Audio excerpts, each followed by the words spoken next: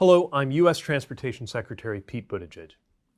First, I would like to recognize the leadership and record of Secretary General Lim, and I offer our best wishes to Secretary General-elect Dominguez, who already has such a strong history at the International Maritime Organization. As you all gather for the assembly of the IMO, I want to echo the important U.S. statement delivered by Admiral Linda Fagan, Commandant of our U.S. Coast Guard.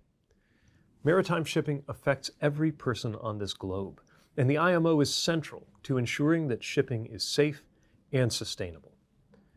The three priorities that I would like to raise today are consistent with my last message to an IMO assembly, though 2 years later, we are in a different moment. On climate, supply chains, and workforce safety, we have made progress. That progress should put wind in our sails, and I want to thank the delegates and the stakeholders who are responsible for these achievements. But on all three issues, we also have many, many miles to go before we can rest satisfied. And today's challenges call for renewed focus. On climate, we all know the basic nature of the challenge before us, which is that maritime carbon pollution plays such a significant role in climate change. The United States strongly supports the progress made with the 2023 IMO greenhouse gas strategy, specifically the inclusion of a well-to-wake life cycle approach to emissions. And we are enthusiastic about efforts on vessel quieting and cleaner fuels and ship designs, which are important not just for ocean life, but for human life and societies. For our part, we also have a range of efforts going on under the U.S. National Blueprint for Transportation Decarbonization, an interagency strategy to cut all greenhouse gas emissions from the U.S. transportation sector by 2050. And within that work, we are developing a maritime decarbonization action plan that we aim to release early next year. Our success on climate will not only protect people around the world, it will protect supply chains around the world. Together, we have addressed many of the specific disruptions created by the COVID pandemic. But those hard years have exposed supply chain weaknesses that will only be exacerbated by climate change if we don't act.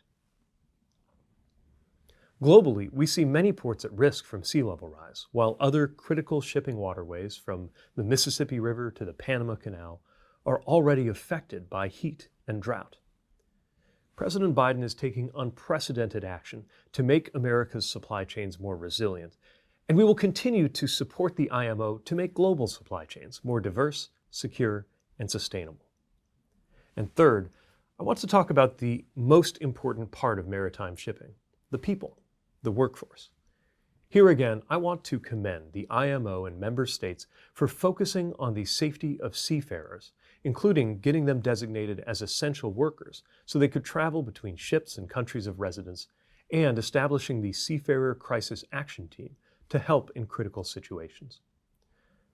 But I also want to emphasize that even as we have seen some progress, we must do far more to ensure that sexual assault and harassment find no safe harbor in the maritime industry. There are no waters on this earth where such behavior should go undeterred, undetected, or unpunished. And my team stands ready to share new approaches that we are taking and to learn from what is working well elsewhere. Finally, I want to congratulate Caleb Hawley of the U.S. Coast Guard, who is being honored with the 2023 IMO Award for Exceptional Bravery at Sea. On January 14th, 35 nautical miles off the east coast of the United States, a disabled tugboat was adrift in violent seas. With waters too rough for a cutter, the Coast Guard turned to Caleb's helicopter rescue team. Caleb lowered onto the tugboat, helped 3 crew members be hoisted to safety, and then stayed on the tug with the 4 remaining crew members until a second helicopter with more fuel could arrive. Even after his survival suit was damaged, Caleb and his team helped rescue every survivor before he himself was hoisted up.